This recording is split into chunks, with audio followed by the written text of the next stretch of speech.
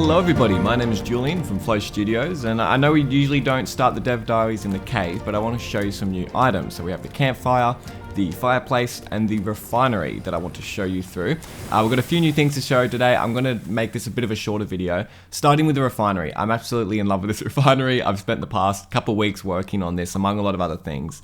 And this is how you smelt down all of your excess of ores. So it can take two fuel inputs. You can take wood or coal. And you can actually use a scroll bar to sort of make it go up, or you can click the little plus icon and you can see the wood burns quite quickly. You can see it sort of burning away there, and then if I extinguish it and then switch to coal, the coal burns a bit slower. So you can actually choose what input you would like to use, and then if I add some stone here, you would see that stone actually starts to refine down. It's actually refining quite quickly, but then if I use the wood, it will burn even quicker and it will refine quite quickly. Another thing is it actually distributes this load between the refineries. So if I add limestone here, you can see they start to go down slower. If I add clay, it goes down even slower. So this actually adds, I guess, a lot of use for the refinery. So if you just have a whole ton of stone that you want to quickly refine down to get some iron, what you can do is just load the refinery only with stone, and then it will go through that stone a lot quicker. But if you want to take a big trip down to the dungeon and basically refine a full stack of stone, limestone and clay all at the same time, maybe you could load it up with a bunch of coal that will burn, for a lot longer and be a bit more efficient. And then you can load all three of them up. They'll slowly burn while you're gone and you're not really worried about it.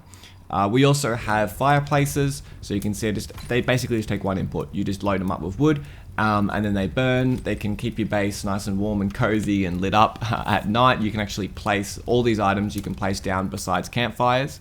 And campfires and fireplaces actually passively heal you. Campfires are what will be used in the dungeon to actually heal you, so they will be somewhat rare, but they'll basically be in between levels. Another thing I might quickly show is if we sort of go here, the refinery is actually fully animated, so if I quickly get this light to sort of shine on it, you can see the wheels turning and everything. So I'm really, really proud of how the refinery looks. I love the look of it, how it's all animated and the sounds and everything. It's a very engaging experience, even the whole particle effect of the flame sort of popping up. And then you can collect all the little ores there from the output. So it feels really nice and satisfying to use the refinery, hear all the sounds that it's making and collect your little outputs. It's a really cool experience. And then obviously the fireplaces are just a really, really super simple version of the refinery.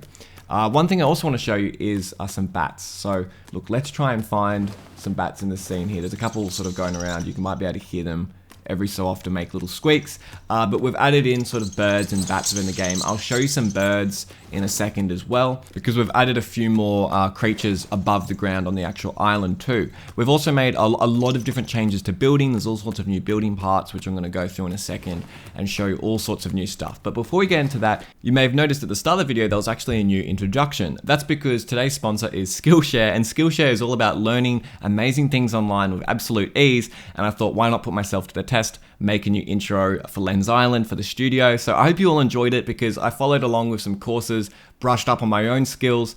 It was surprising how quick and easy it was actually. I thought it would be quite difficult because I haven't used After Effects in a while, and I'm pretty happy with how it came out. But as you know, I'm a fan of Skillshare. They've helped out the Dev Diaries a lot on the channel, and they're basically just the perfect way to learn new skills online. I've always loved Skillshare as a platform, whether it's logo design, game design, traditional art, writing, all sorts of stuff. For less than $10 a month, it's sort of a no-brainer if you want to learn a new skill online.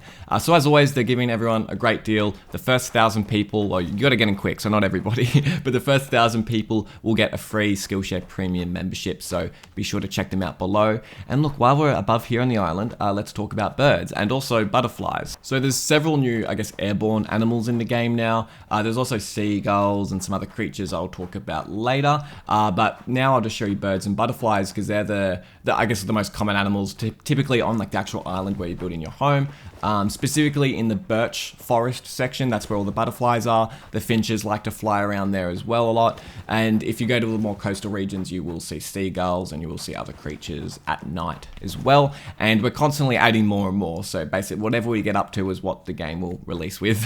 But there will be various animals all around the island, including around your home. So this is, I guess, more of a palace than a home that I'm showing right now. But this is just sort of giving you a taste of what could be possible, or what is possible to build in Lens Island. And even this is a very, I guess, a somewhat basic home. There will be a lot more decoration items. This is like super empty. I haven't really put any decoration items in it. But as far as like the structure itself, you'll be able to build even more than this. But it's just sort of giving you a taste of what you can do, because we've added a lot to the building system lately. You can see above my head, there was a balcony, and there's also 2 bay windows down there. So here's the balcony again. I can sort of peer out here and look into the sunset.